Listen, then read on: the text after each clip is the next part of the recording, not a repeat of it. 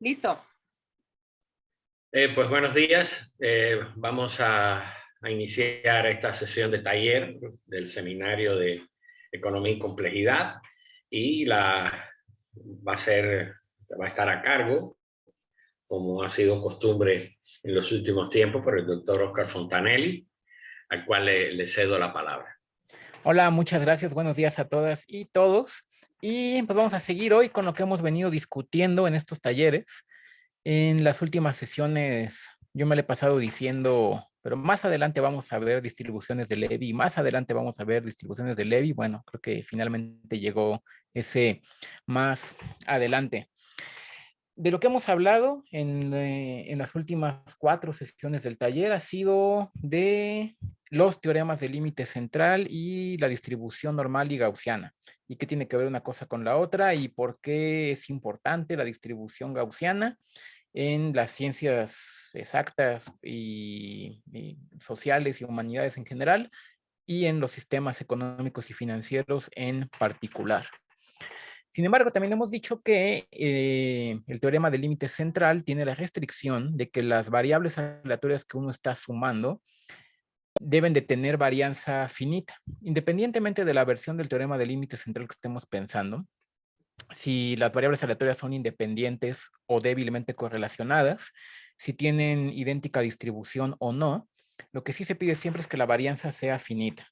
Y el resultado es que pues, la suma normalizada de todas ellas converge a la distribución normal con todos los matices y asegúnes que discutimos, sobre todo la sesión pasada, hace 2 semanas.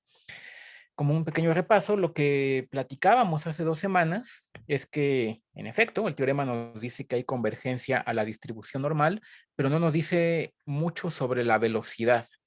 Y cuando uno se mete a ver con cierto detalle, pues resulta que la velocidad de la convergencia no es uniforme. Pues significa que la convergencia a la distribución normal es una en el centro y mucho más lenta en las colas. Desde un punto de vista de un matemático, como un servidor, pues eso no importa. Dice, bueno, pues, convergencia es convergencia, se llama convergencia puntual, no uniforme, pero bueno, eventualmente pues llegamos a la distribución normal. Pero en la práctica, eso puede tener consecuencias porque pues en la práctica nada es infinito. El número de variables aleatorias que uno está sumando es finito, o las variables de muestra o de convoluciones que uno hace en la práctica siempre es finito. Esa n pues no crece, está fijo, sea grande o pequeño. Eso significa que cuando nosotros consideramos las observaciones, que son los resultados de los promedios de las variables aleatorias que están contribuyendo en el fenómeno, pues es de esperarse que no veamos una buena aproximación a la normalidad en todos lados. A lo mejor en el centro de la distribución sí, y en las colas no. Y eso es importante porque muchas veces, sobre todo en economía y en finanzas, es muy importante modelar y entender las colas de la distribución, quizás hasta más que el centro, en ciertos problemas específicos. Y puede ser muy importante predecir o modelar las caídas grandes o abruptas de una acción o de una bolsa, más para ciertos fines que entender qué pasa pues con las caídas, o bueno, subidas y bajadas, digamos, de las normales.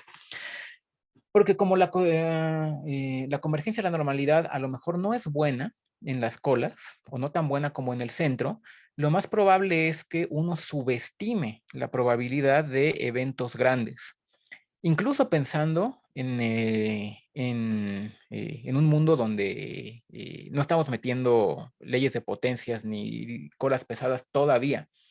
Incluso si todo es gaussiano y normal y bonito, por el hecho de que en los sistemas reales las n siempre son finitas, las aproximaciones que nosotros hagamos en las colas no tienen por qué ser buenas y a lo mejor subestimamos mucho la probabilidad, incluso hasta por un factor de 2, en un ejemplo que mostramos hace 2 semanas, la probabilidad de un evento grande. Y bueno, pues eso hay que tenerlo en cuenta. Y además de tenerlo en cuenta, pues hay teorías para modelar qué sucede en las colas.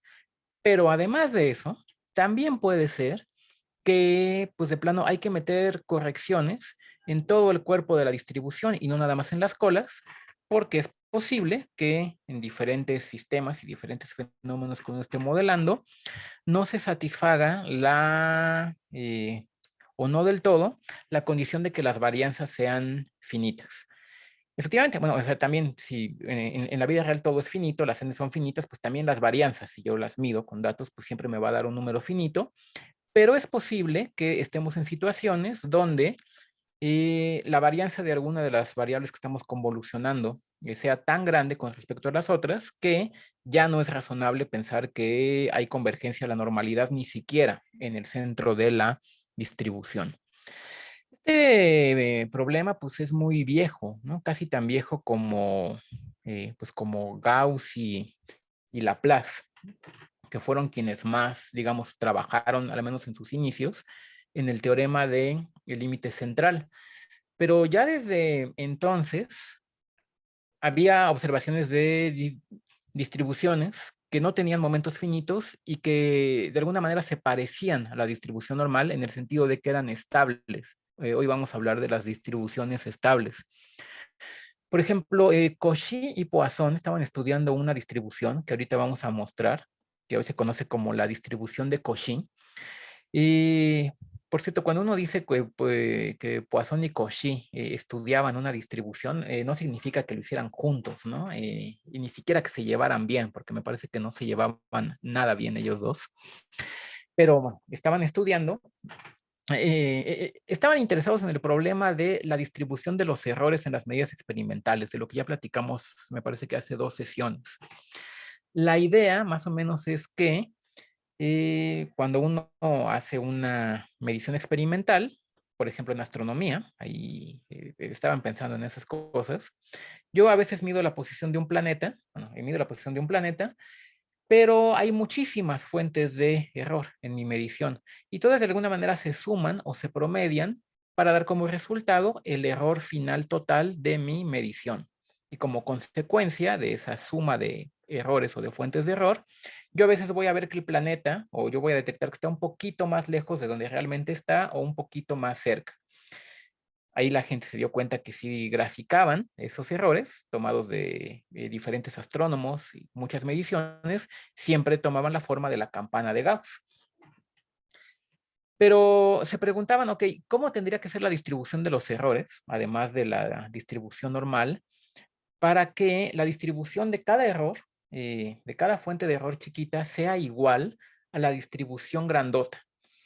Ahí es cuando cuando se empieza a pensar, todavía no de manera formal, en la idea de la estabilidad, pero la idea es la distribución de cada sumando es igual, en algún sentido, a la distribución de la suma. Y pensando en eso, bueno, uno sabe que, bueno, uno no sabe, se sabe que la suma de dos distribuciones normales da una distribución normal. No todas las distribuciones cumplen eso. La normal, por ejemplo, sí. Y pues mostraron otra, Cauchy y Poisson, que también cumple lo mismo, que se llama la distribución de Cauchy. La suma de dos variables aleatorias con esa distribución de Cauchy también da una variable aleatoria con distribución de Cauchy, con diferentes parámetros. Entonces, esa distribución de Cauchy resulta que no tiene momentos finitos. La varianza no es finita, la esperanza tampoco, y bueno, se consideraba como un ejemplo de alguna manera patológico o curioso de, mira qué chistoso, esa distribución no tiene momentos y por lo tanto no tiene función generadora de momentos, lo cual también explica por qué en general, y como lo hemos hecho nosotros en este taller, uno no caracteriza las funciones de distribución a través de la generadora de momentos, porque en estos casos pues no existe, sino a través de la función característica, que hoy vamos a seguir hablando de ella, que es la transformada de Fourier de la densidad, y la función característica pues esa existe siempre. Finalmente, bueno, no finalmente, pero fue el matemático francés Paul Lévy, o Lévy, quien introdujo el concepto de manera formal de distribución estable.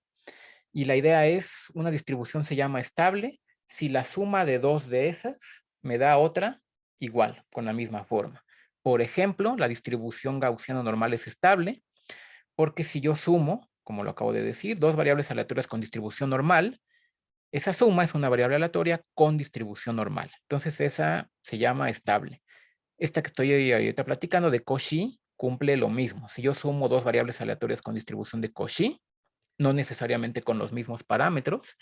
El resultado es una tercera variable aleatoria que también tiene una distribución de Cauchy y pues también esa entra en la categoría o en la definición de las distribuciones estables. Entonces se puso a estudiar, ok, esas distribuciones estables, la normal, por ejemplo, además aparece en el teorema del límite central y tiene sentido, porque si yo empiezo a sumar muchas variables aleatorias y eventualmente llego a la convergencia, bueno, llego a la distribución de Gauss o la normal, si yo empezara a sumar variables normales, pues desde el paso 1, desde el inicio, yo ya habría llegado a la distribución normal. Y una vez que yo llegue a la distribución normal y le sigo sumando otras, pues ya no me muevo de ahí. Entonces, está relacionado el hecho de que sean atractores de sumas de variables aleatorias con que sean estables, en el sentido que lo he mencionado ahorita, de que si sumo 2 me da una tercera igual. Es como dos formas de ver lo mismo. Entonces se preguntaba por Levi, ¿no será que, por ejemplo, con la Cauchy también pasa lo mismo? O sea, que si yo, bueno, si sumo muchas de Cauchy, ya sé que siempre me va a dar una Cauchy, ¿no? Pero que si yo sumo otras variables aleatorias de otro tipo, por ejemplo, con varianza no finita, a lo mejor llego a la distribución de Cauchy, eventualmente. Y a partir de esa observación y de ese tipo de preguntas, es que él empezó a caracterizar todas las posibles distribuciones que son límites de sumas de variables aleatorias. Hemos platicado mucho de la normal o gaussiana, que es el límite en el caso en que las varianzas son finitas, pero hay otras distribuciones que también pueden aparecer en el límite cuando las varianzas no son finitas. Estamos pensando entonces en sumas de este tipo. Estas x's que tengo acá son variables aleatorias, al menos el día de hoy, independientes e idénticamente distribuidas. Y estas AN y BN, bueno, son constantes, que en el caso de los teoremas de límite central que hemos mencionado, esta BN es la desviación estándar de la suma y esta AN es el promedio de la suma. O sea, estamos nada más normalizando para que nos dé una variable aleatoria finita. Bueno, se pregunta entonces, ¿qué pasa cuando el número de variables aleatorias tiende a infinito? Ya sabemos que cuando la varianza es finita, llegamos a la gaussianidad, pero ¿qué pasa si las varianzas no son finitas? ¿Qué otras posibles distribuciones podría haber en el límite? Esta de Cauchy, por ejemplo, o de Cauchy-Poisson, pues es una pregunta de investigación y esta investigación por primera vez la llevó a cabo de manera formal y medio hasta sus últimas consecuencias, este matemático francés Paul Lévy. Bueno, responder estas preguntas requiere el concepto que introdujo Paul Lévy justamente, que es el de estabilidad. Por cierto, antes también de Paul Lévy, me parece que él publica este trabajo, no estoy seguro, pero en la década de 1920 o 1930. Por ahí a ver si alguien en el chat nos puede compartir o investigar y compartir el dato de cuándo publica por primera vez Paul Lévy este trabajo y esta definición. El punto es que años antes también de Paul Lévy, ya alguien más había publicado otra distribución que también es estable. Este alguien era un astrónomo danés. Vean cómo en astronomía surgen este tipo de problemas, de apellido Holtzmark. Él en 1919 publica una distribución que ahora se le conoce como distribución de Holtzmark, que es estable en el sentido en el que lo es la gaussiana o que es la de Cauchy. La suma de dos de estas distribuciones de Holtzmark o de dos variables aleatorias con esa distribución da una tercera con la misma distribución. Y además, al igual que la de Cauchy, esta nueva o recién introducida distribución de Holtzmark no tiene varianza finita. Media sí, pero varianza no. Por cierto, ahorita ya voy a hablar de un parámetro que se llama el coeficiente de estabilidad, pero adelantándome un poquito para los que ya conocen el concepto, ese coeficiente de estabilidad que normalmente se le llama alfa es igual a 2 en el caso de la gaussiana, es igual a 1 en el de Cauchy y en esta de Holtzmark es igual a 1.5 o 3 medios. Alguien dice en el chat, saludos afectuosos, muchas gracias.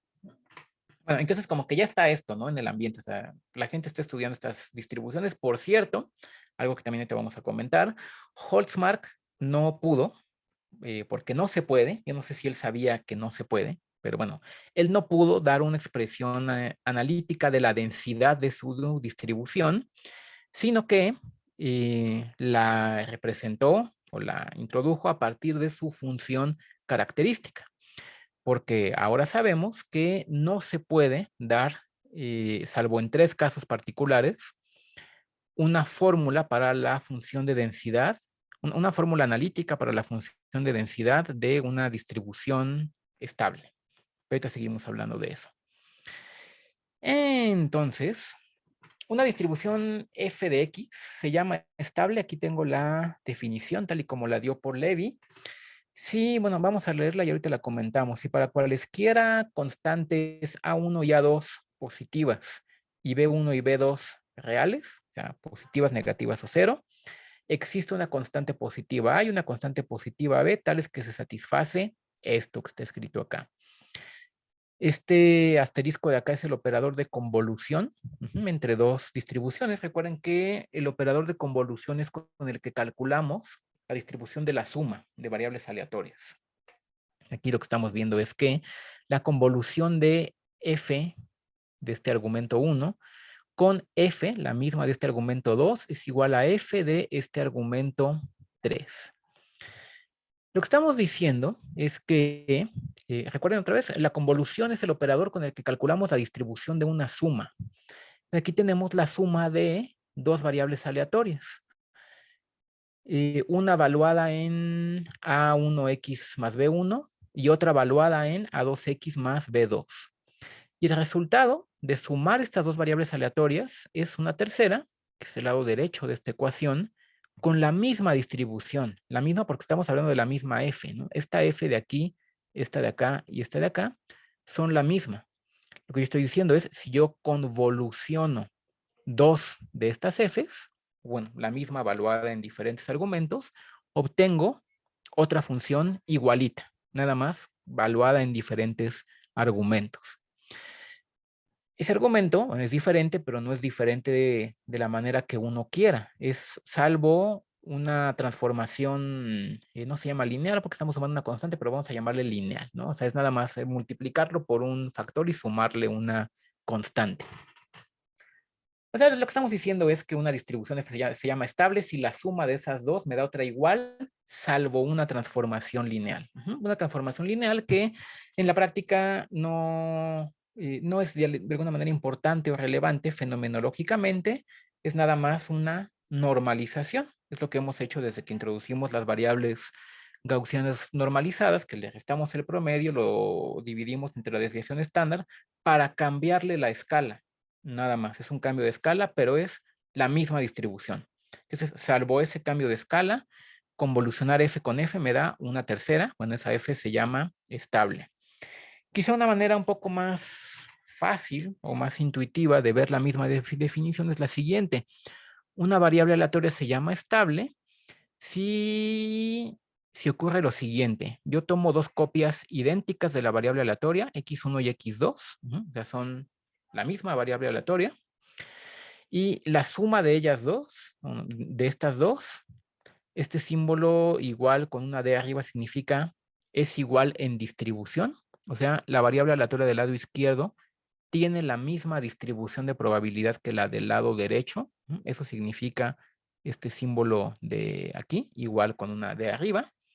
Bueno, la suma de x1 y x2 tiene la misma distribución que la original x, salvo un cambio de escala, que es el que nos dan estas constantes A, B, C y D.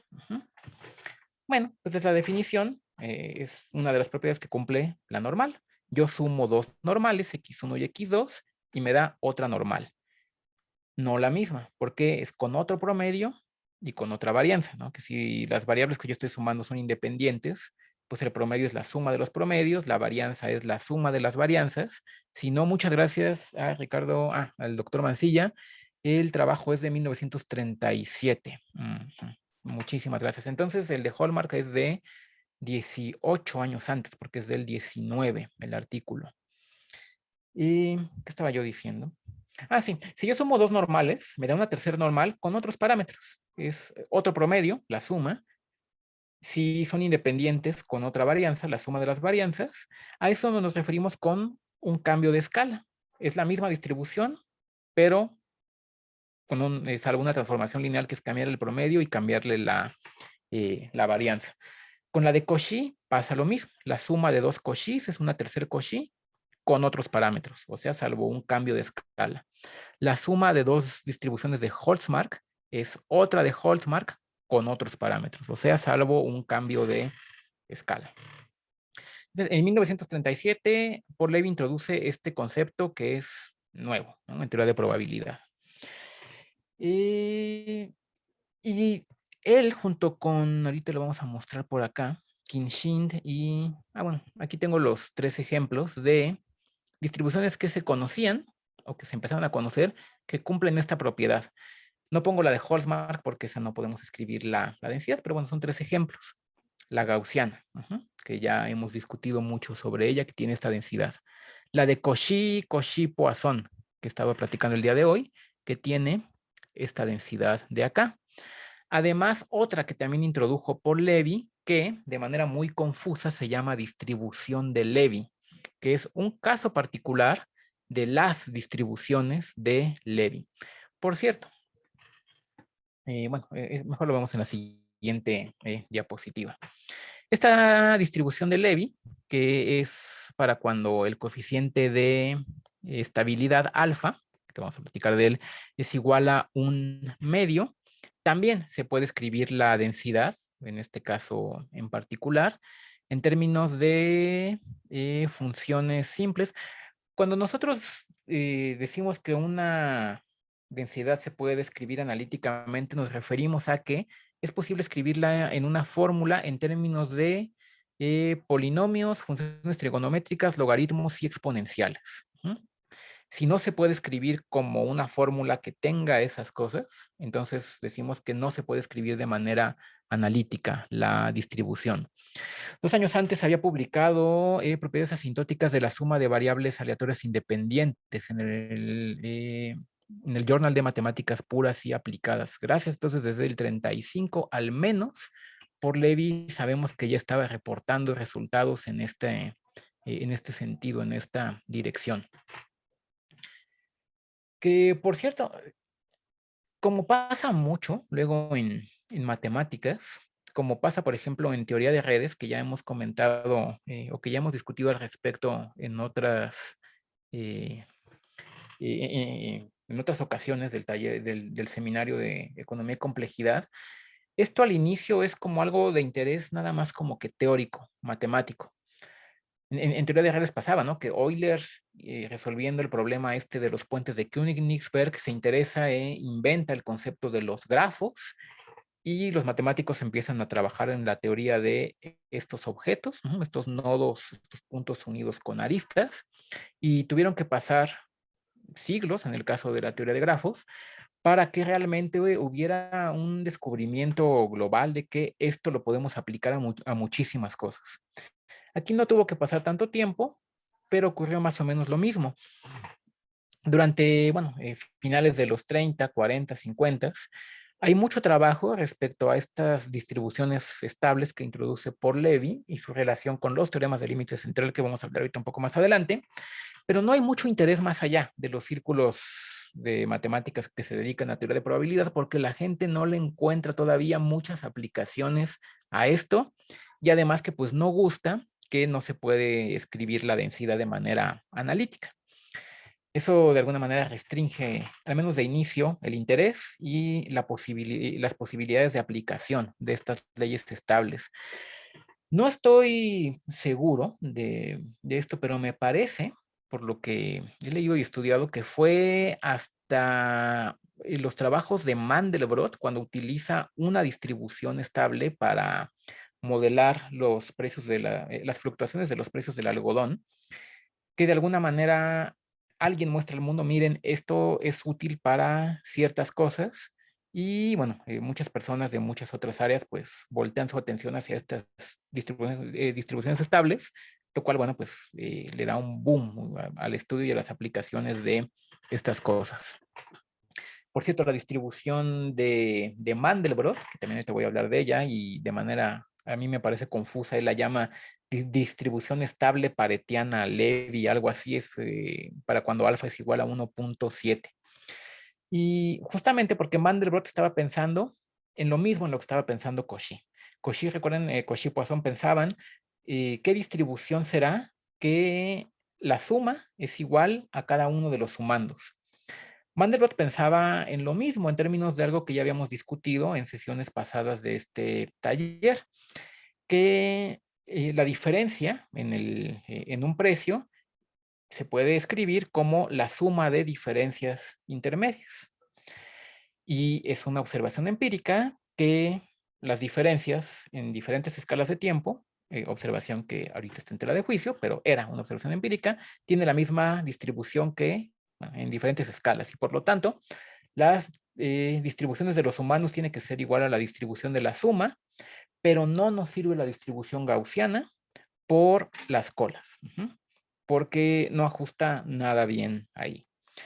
Trabajando y pensando en esas cosas es que Mandelbrot, bueno, desarrolla una distribución estable para modelar, al menos en ese momento con éxito, los precios, las fluctuaciones de los precios del algodón, y la gente voltea a ver esto. Pero bueno, ahora sí, nada más quería decir que esta distribución de Levy no hay que confundirla con la familia de distribuciones de Levy, que es de la que vamos a hablar ahora acá. Por cierto, antes de dar el resultado más importante, que sería el teorema del límite central generalizado. Otra forma de definir una distribución estable es esta de acá. Y no es nada más para mostrar que se puede definir de muchas maneras equivalentes, sino porque esta es ilustrativa para algo que ahorita ven.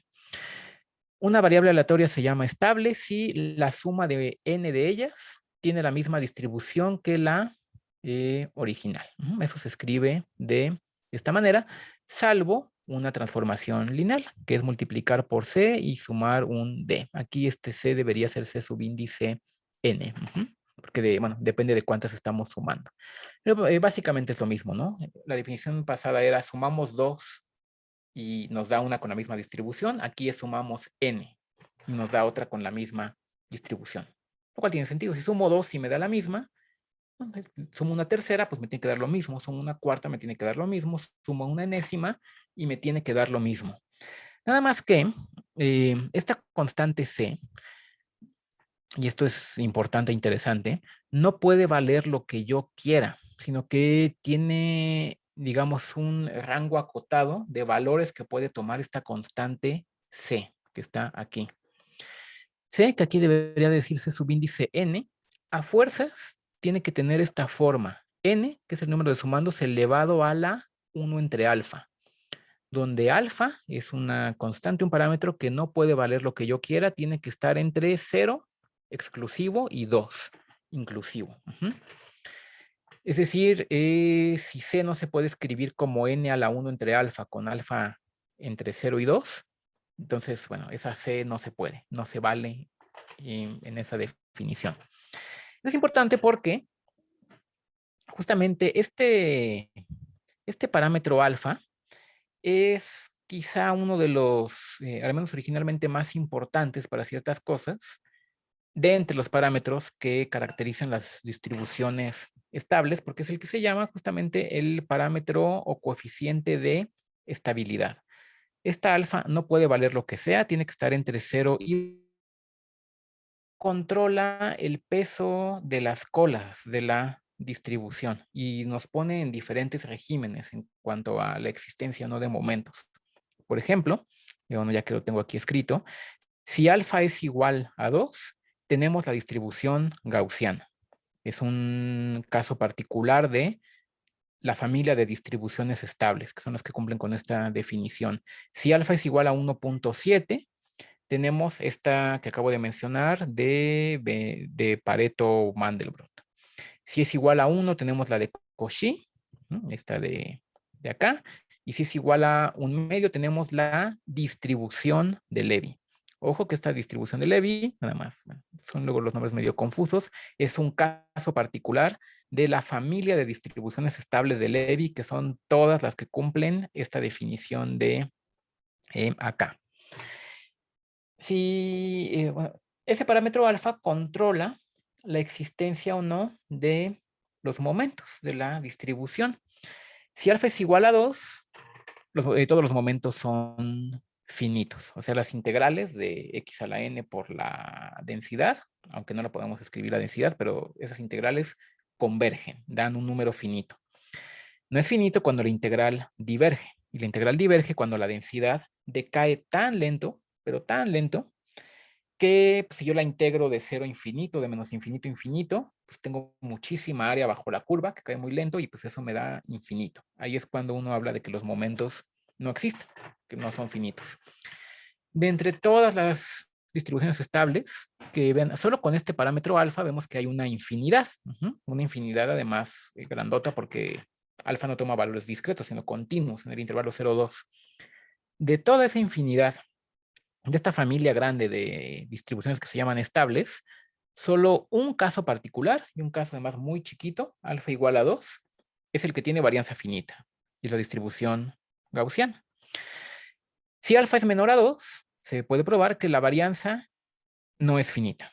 Si alfa además es menor o igual a 1, como en el caso de Cauchy o de la de Levy, la media tampoco es finita. Y bueno, si la media no es finita, como la media es el momento 1, pues ya ningún momento va a ser finito, ni el 2, ni el 3, ni el 4, ni el 5, ni nada. Por eso se dice que las distribuciones estables, salvo la gaussiana, tienen colas pesadas. A eso nos referimos. La definición de que una cola sea pesada es que la función de densidad decae más lento que una exponencial. Más lento significa que se va a 0 y la exponencial siempre pasa por abajo o eventualmente pasa por abajo. Eso es importante porque si se va a 0, se tiene que ir a 0 siempre, a fuerzas, ¿no? Porque si no, no sería una densidad. Y tiene que integrar 1, además, la densidad solita. Pero se va tan lento a 0 que el primer momento hago la integral y me da infinito. El segundo momento hago la integral y me da infinito. A eso nos referimos con colas pesadas. Decaen más lento que el exponencial y una consecuencia es que los momentos pues son infinitos. Y si los momentos no son finitos, ya habíamos platicado que además de el interés teórico fenomenológico que eso pudiera tener o que tiene y la información que nos da sobre cómo el fenómeno está regido principalmente por las fluctuaciones o las observaciones grandes, son las que más importan, pues resulta que las herramientas estadísticas que había en ese momento para estimar y para modelar dejan de ser útiles. Porque, por ejemplo, si el primer momento, si la media es infinita, eso significa que yo no puedo utilizar una muestra de observaciones para, bueno, no estimar la media, porque la media es infinita, pero para yo tener una idea de cuál es el centro de la distribución. Que recuerden que la media para eso se usa. Es una medida de tendencia central, no es la única. Pero para saber, por dónde se mueven los datos. Eso estimamos con la media. Bueno, el promedio de mis observaciones no me sirve para eso. Porque si yo tengo una muestra grande, el promedio siempre va a subir y subir y subir y subir y subir. Porque la tendencia es que hay una probabilidad muy alta de tener observaciones muy grandes. Que la cola es muy pesada. La probabilidad de observaciones muy grandes es relativamente alta. Entonces, uno pensaría, usualmente, de manera tradicional, entre más grande sea tu muestra, mejor, ¿no? Eso es lo que uno, lo que uno le enseñan, ¿no? Por muchos motivos. Aquí, pues parecería que no. Entre más grande es mi muestra, mi estimación de por dónde andan los datos es cada vez peor, porque además crece y crece y crece, y en principio llegaría a infinito. Además, también que la distribución de una observación es igual a la distribución del promedio, o sea que da igual si tengo una muestra de tamaño 100 que una sola observación. Entonces, bueno, las herramientas tradicionales para estimar en estadística pues no se aplican aquí o no son adecuadas, más bien hay que desarrollar otro tipo de cuestiones. Y además, bueno, el hecho de que el fenómeno de manera global está principalmente dominado por los casos extremos. Eso es lo que nos dice sobre el fenómeno, el hecho de que las colas sean pesadas. De manera global, si yo me fijo en 10 años, 100 años, 1000 años, lo que más contribuye a las subidas o bajadas de la bolsa, si fueran de colas pesadas, si son de colas pesadas, son las grandes caídas. Contribuyen mucho más que la suma de todas las chiquitas. En sismología es el otro ejemplo clásico. Los poquitos terremotos muy fuertes son muchísimo más importantes en términos de energía que se libera, de daños materiales y económicos que pueden causar, que la suma de los millones de temblores que son muy chiquitos, que prácticamente no pintan nada, aunque sean millones, en comparación con ese uno que es muy grandote. Y las distribuciones estables son importantísimas porque a la pregunta, ¿cuáles son las distribuciones que pueden ser límites de sumas de variables aleatorias? La respuesta es las distribuciones estables. Exactamente esas. Es decir, no puede haber ninguna otra. Eso lo tengo aquí encerrado en este recuadro amarillo porque es un, como escribí aquí, un teoremón. Una especie de generalización. No es la única generalización del teorema del límite central. O sea, se puede generalizar en otras direcciones, pero es una generalización que normalmente algunos le dicen teorema de límite central generalizado, o teorema central del límite de Levy, o teorema de convergencia de Kolmogorov-Khinchin. Es decir, tiene varios nombres en la literatura, pero por lo general aparecen estos tres apellidos, ¿no? De por Levy, de Kolmogorov y de Khinchin. Y dice, voy a regresar rápido aquí a esta. ¿Sí? Yo estoy sumando variables aleatorias normalizadas por Bn y An, y me pregunto cuáles son las posibles distribuciones que puede haber en el límite, además de la gaussiana. La respuesta es las estables, las que cumplen con la definición que he dado 3 versiones de estabilidad. O sea que para que una función de distribución en probabilidad sea límite de suma de variables aleatorias, es una condición necesaria y suficiente que sea estable. Lo cual, bueno, tiene, como había dicho, a esta familia de distribuciones que son límites de sumas de variables aleatorias y que cumplen con la definición de estabilidad, tiene también varios nombres en la literatura. Algunos le dicen familia de distribuciones de Levy, o distribuciones Levy estables, o distribuciones alfa estables. Alfa en referencia al parámetro de estabilidad alfa que mostré en la lámina anterior. Entonces uno puede aquí empezar como a especular o echar a andar la imaginación de alguna manera, ¿no? ¿Por qué mucha gente reporta la aparición de estas distribuciones estables como Cauchy-Poisson por un lado, como Holzmark por otro, como Mandelbrot por otro? Pues a lo mejor porque, por la misma explicación por la cual la gente reporta distribuciones gaussianas normales en todos lados. Porque el fenómeno, el mecanismo que da lugar a estas distribuciones es muy genérico. O sea, puede estar presente en muchísimos fenómenos de muchos tipos de manera relativamente sencilla. Cuando una observación empírica es la suma de muchas contribuciones chiquitas, es de esperarse que esa observación grandota siga una distribución estable, ya en un sentido mucho más general que la gaussiana, ¿no? General porque la gaussiana es un caso particular de las distribuciones estables. Si las varianzas son finitas, voy a ver la normal. Si no son finitas, bueno, entonces lo genérico es una de las muchas distribuciones estables de Levy. Entonces, el teorema de límite central o los teoremas de límite central que hemos presentado en sesiones anteriores del taller son todas ellas, de alguna manera, un caso particular de este teorema que está aquí en amarillo. El caso en que alfa es igual a 2 o, de manera equivalente, el caso en que las varianzas son finitas. Y las distribuciones que he mostrado anteriormente de Cauchy y de Levy, que no es lo mismo que la familia de distribuciones estables de Levy, y también son casos particulares. Cauchy con alfa igual a 1, Levy con alfa igual a 1 medio. la de Pareto-Mandelbrot con alfa igual a 1.7 y la de Holzmark con alfa igual a, ¿qué dije? Ya no me acuerdo, pero bueno, son casos todos ellos particulares de esta familia de distribuciones estables. Entonces con esto el Levy, Kolmogorov y Khinchin dan una respuesta completa, exhaustiva a la pregunta de qué hay en los límites de sumas de variables aleatorias. Sea lo que sea, tiene que ser una distribución estable. Y esa es una caracterización completa de las sumas, de los límites de sumas de variables aleatorias, con lo cual terminan de alguna manera con este problema de teoría de probabilidad, con el problema teórico, porque ahora pues esto tiene muchísimas aplicaciones y hay muchos problemas de qué hacer con estas distribuciones estables, cómo aplicarlas, cómo estudiar parámetros, bajo qué situaciones, cómo interpretar los parámetros, en fin, muchas cosas. Resulta que, bueno, todo esto está en los trabajos de Paul Levy, en un texto también bastante bueno de Gnedenko y de Kolmogorov, o en libros de probabilidad, que se requieren exactamente 4 parámetros para caracterizar estas distribuciones estables o alfa estables de Levy. No menos de 4 y no más de 4, exactamente 4 parámetros son los que se necesitan.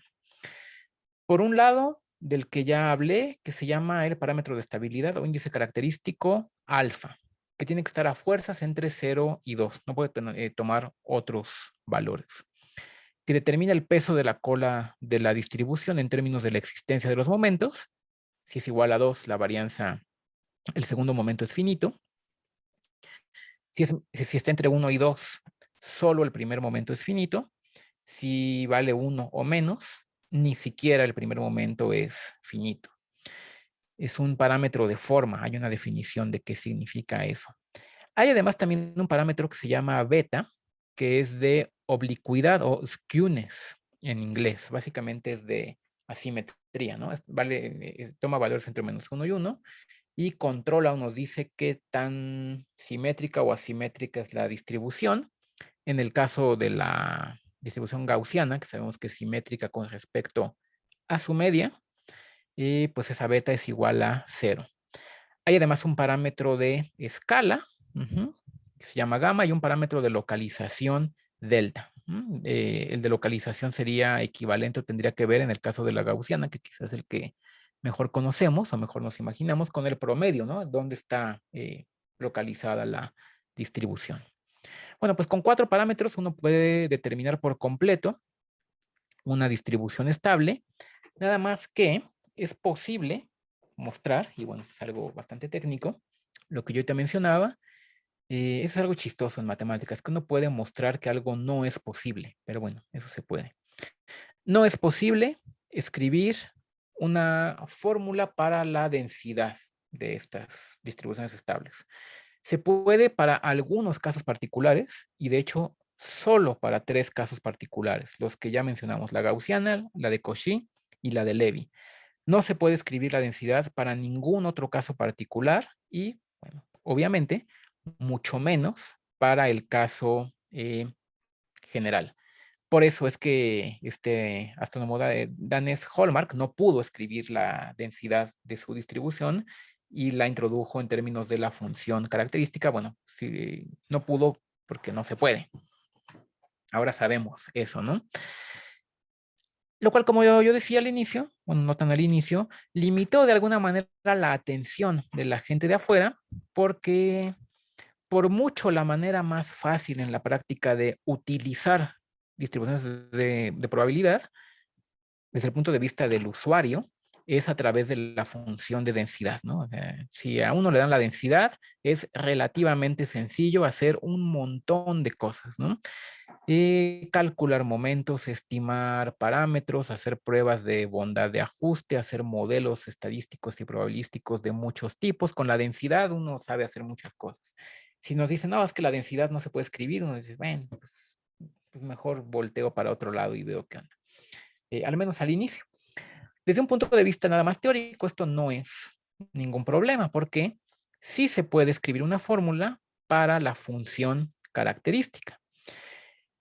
Y de manera teórica es equivalente conocer la densidad a conocer la función característica, en el sentido de que si yo conozco la función característica, o sea, la transformada de Fourier de la densidad, yo conozco, desde un punto de vista teórico, todo lo que es posible conocer de la distribución. Está completamente caracterizada por la, justamente así se llama, función característica, y de esa sí se puede escribir una fórmula analítica.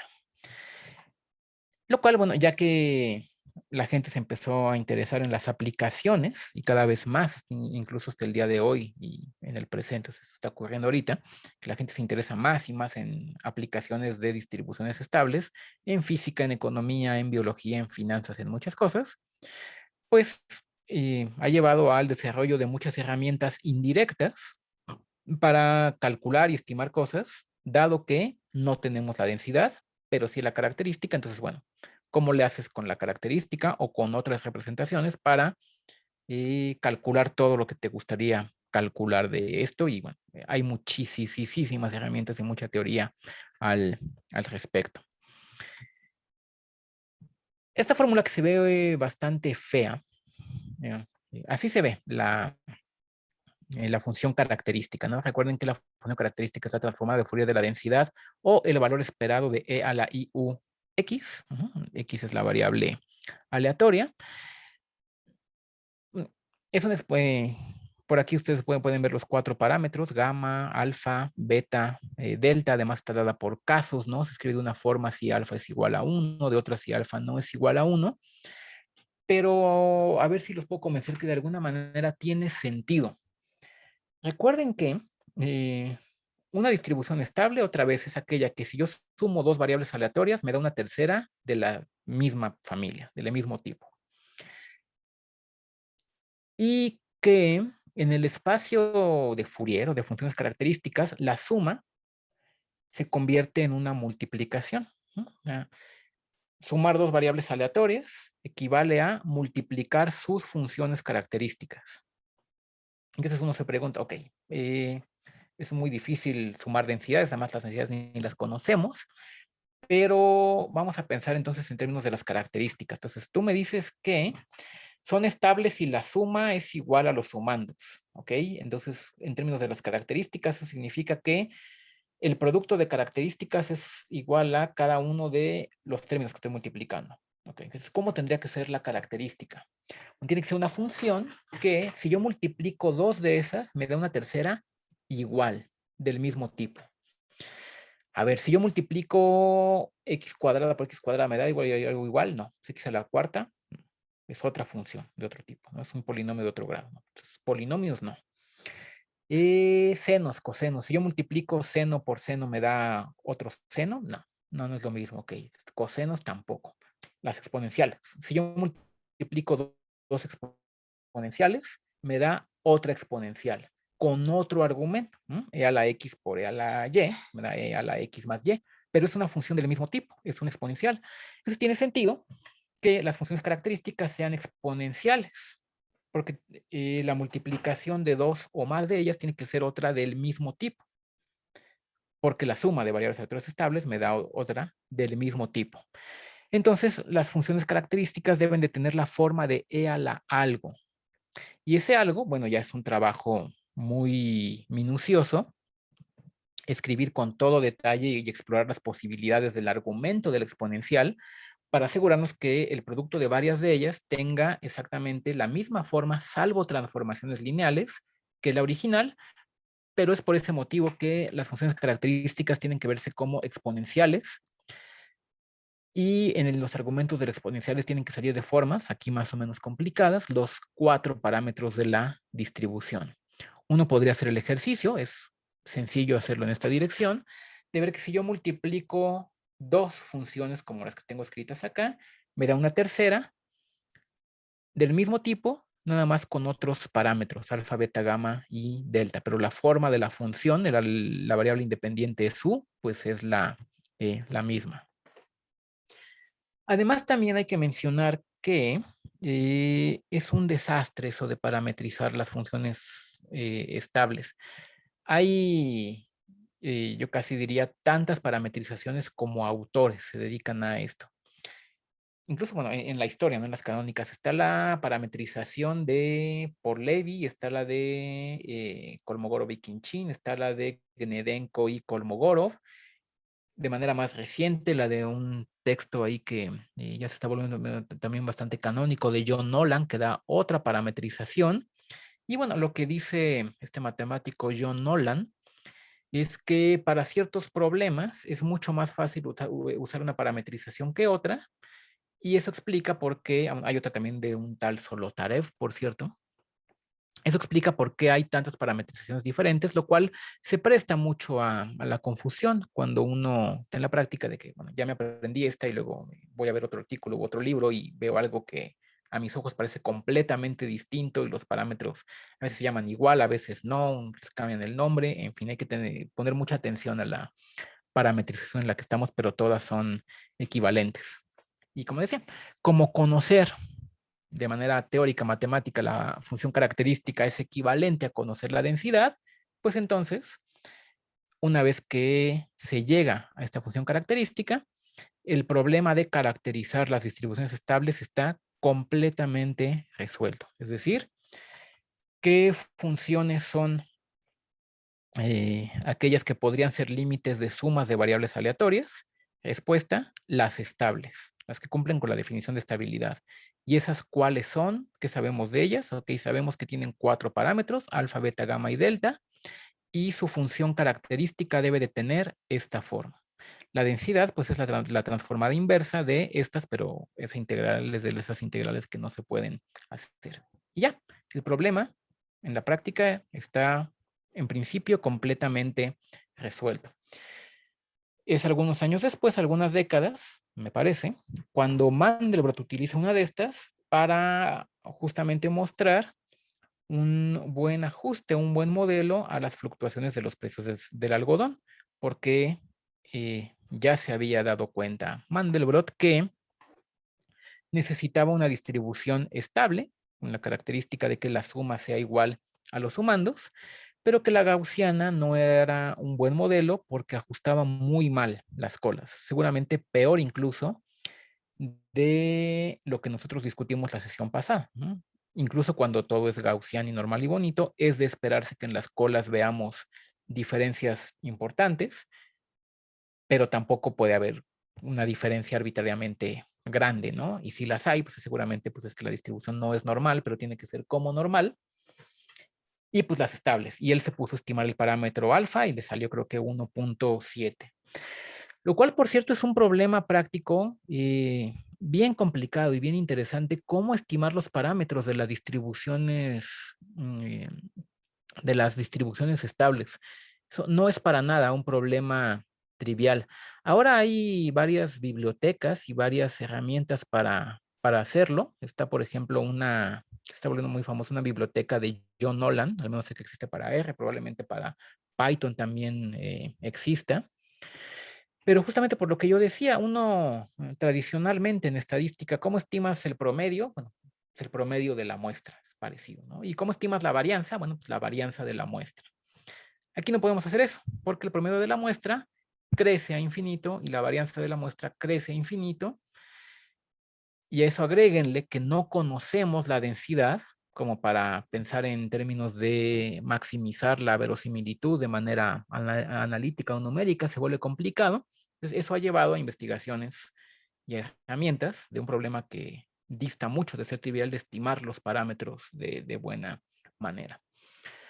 Lo que sí se sabe, por ejemplo, y se sabe bien desde Mandelbrot, incluso desde antes, es cómo se comporta la densidad asintóticamente. Asintóticamente significa para valores grandes de X. Recuerden de la discusión de la sesión pasada que todas estas preguntas de qué tan grande es lo grande se pueden responder, pero, bueno, no, pero llevan trabajo y pero siempre hay forma de decir a qué te refieres con X grande, ¿no? La vez pasada lo discutíamos en términos de que decíamos cuando X es muy grande, la aproximación normal ya no es buena y eso estaba limitado tanto por la forma de la distribución y escalaba como sigma por n a la 3/4 en un caso y 2/3 en otro. Pero aquí también. Cuando x es grande, de alguna manera, la densidad se comporta como 1 entre x a la algo, donde ese algo es justamente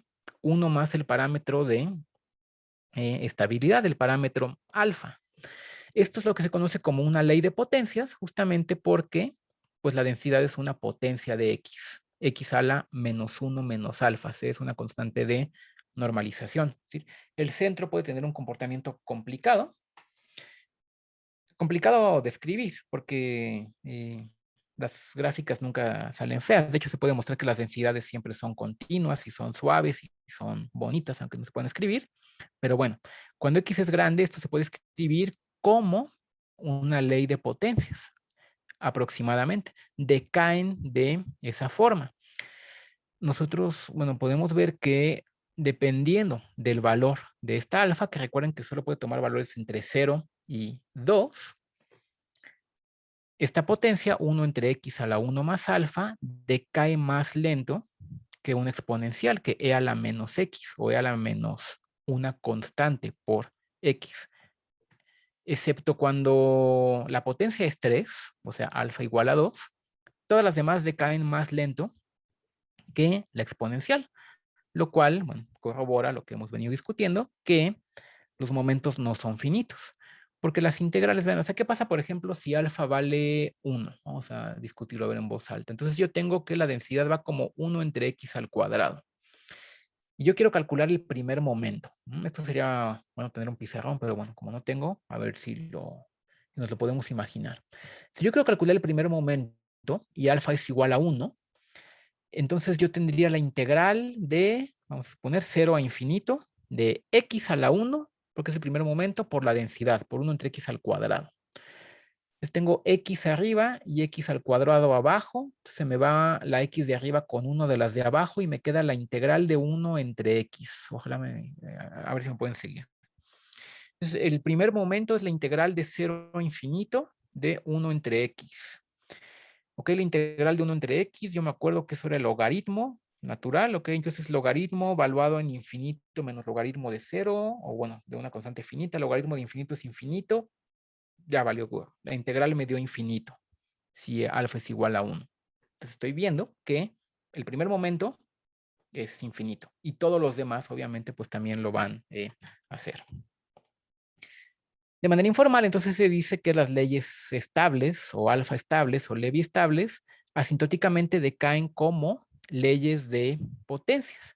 Y por eso es que en la práctica hay una relación tan cercana entre las leyes de potencias y las distribuciones estables, porque para valores grandes de x, grandes en valor absoluto, puede ser positivo o negativo, se parecen muchísimo, ¿no? Tienen básicamente la misma forma. Aquí nada más para poderlo escribir de manera más o menos bonita, estamos considerando el caso en que delta y beta son iguales a 0. Otra distribución que ya se conocía muy bien entonces y que Mandelbrot conocía muy bien porque le interesaba, que también decae como una ley de potencias, es la distribución de Pareto. La distribución que utilizó en 1800, no me acuerdo qué, Vilfredo Pareto, este matemático y economista italiano, para modelar la distribución de la riqueza y de los ingresos de manera bastante adecuada, y de donde sale la famosa ley esta del 80-20, ¿no? Que el 80% de la población concentra el 20% de la riqueza y el 20% más rico el 80%, en fin. Esa distribución de Pareto tiene esta forma. Vean cómo el denominador es igual, x a la 1 más alfa, x a la 1 más mu, c es una constante, entonces aquí esta constante mu x a la m no importa. Decaen las leyes estables como distribuciones de Pareto, lo cual, desde un punto de vista personal, de manera confusa, Mandelbrot entonces llama a estas distribuciones Pareto estables, porque ojo, la distribución de Pareto no es una distribución alfa estable, no está en esa familia, pero asintóticamente las distribuciones estables se parecen a las de Pareto. Bueno, con eso terminamos la sesión del día de hoy. Espero no haberlos perdido demasiado en elucubraciones técnicas y les pasamos a ustedes el micrófono para dudas, preguntas, comentarios o cualquier cosa que quisieran discutir. Gracias. Gracias, Oscar. Bueno, pues como ya lo comentó Oscar, abrimos la sesión de preguntas, comentarios. ¿Quién levanta la manita? ¿Quién dice yo?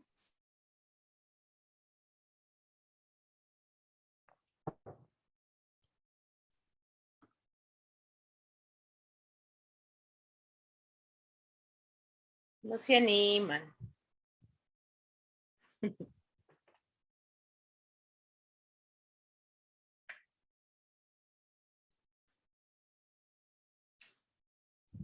¿Nadie? Yo. Adelante, doctor. Adelante. Alguno de esos parámetros, Oscar, tiene que ver con el concepto de dimensión en los fractales. Sí, gracias. No lo sé bien, pero me imagino que tendría que ser principalmente la alfa. Sin embargo, creo que sí, si me permiten ver aquí rápido. Tengo aquí a la mano el libro justamente donde estoy sacando esta exposición. Menciona algo al respecto, entonces lo podemos buscar. Justamente en un capítulo que no tenía yo pensado ver en este taller, pero es el capítulo 5 de este libro que hemos venido siguiendo de Didier Sornet, donde habla al respecto. La verdad es que ahora mismo no lo sé, entonces podemos investigarlo y dar una respuesta más adelante. Muchas gracias. Sí, a ustedes. Gracias, doctor. ¿Alguien más? El doctor Carlos Mayén comenta que si puedes recomendar artículos al respecto, Oscar.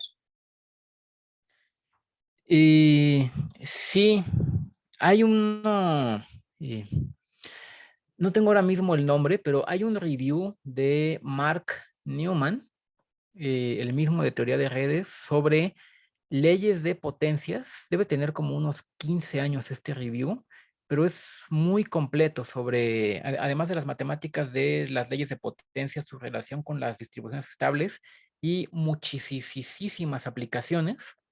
Entonces, te lo puedo mandar a ti, Rosy, para que tú lo redistribuyas. Claro que sí, Oscar, con mucho gusto. Bien, gracias. ¿Alguien más?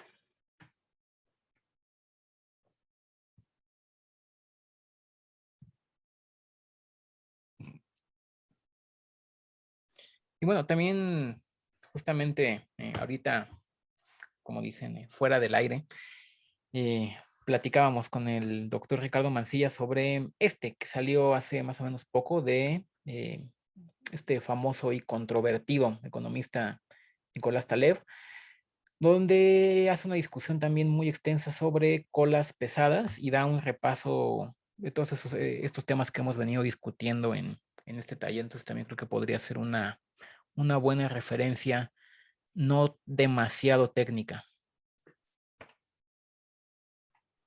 Gracias, Oscar. ¿Alguien más?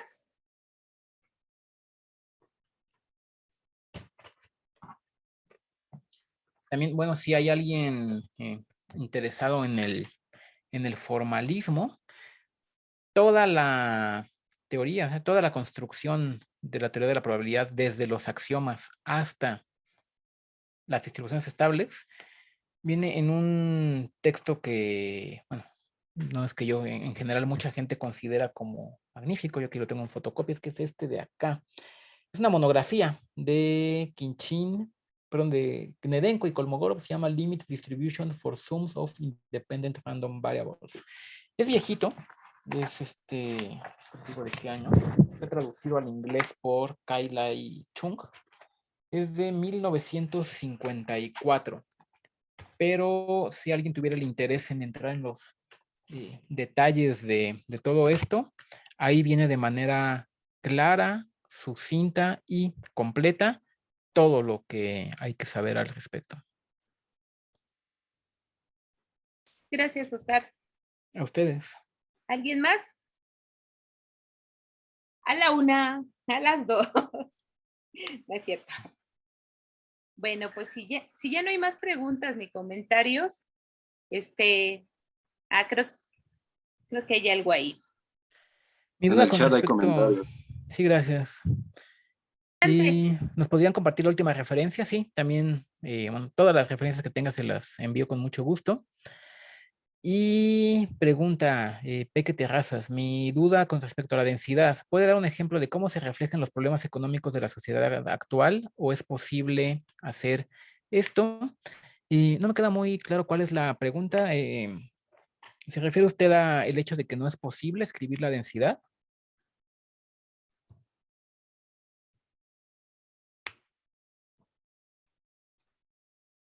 Sí, Sí, correcto. Creo que bueno, el reflejo más claro, al menos desde mi punto de vista, es justamente lo difícil que es estimar parámetros y cómo si ustedes se meten a ver en el Google Scholar, sigue habiendo mucha investigación actualmente sobre técnicas y metodologías para estimar los parámetros.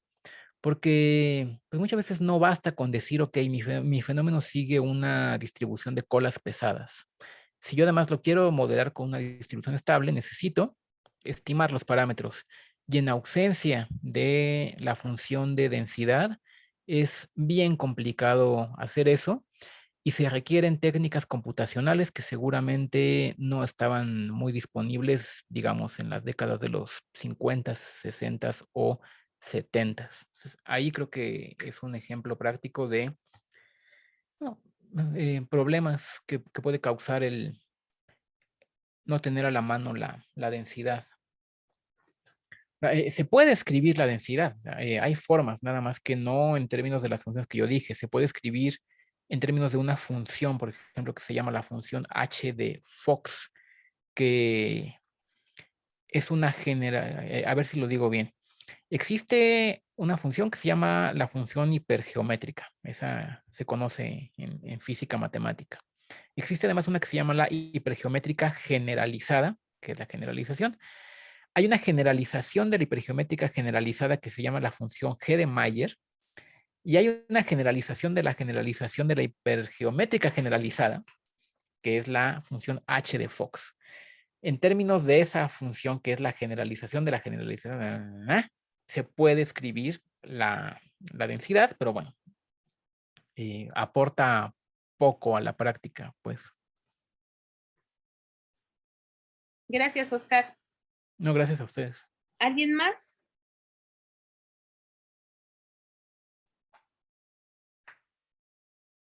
Pues creo que no.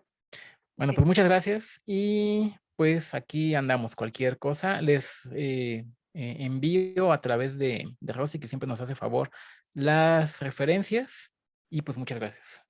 Gracias, Oscar. A Y pues ustedes. la siguiente semana estará el maestro Alejandro con nosotros en su conferencia.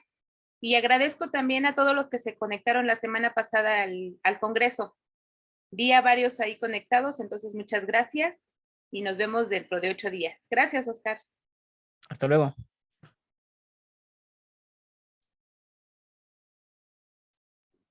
Gracias.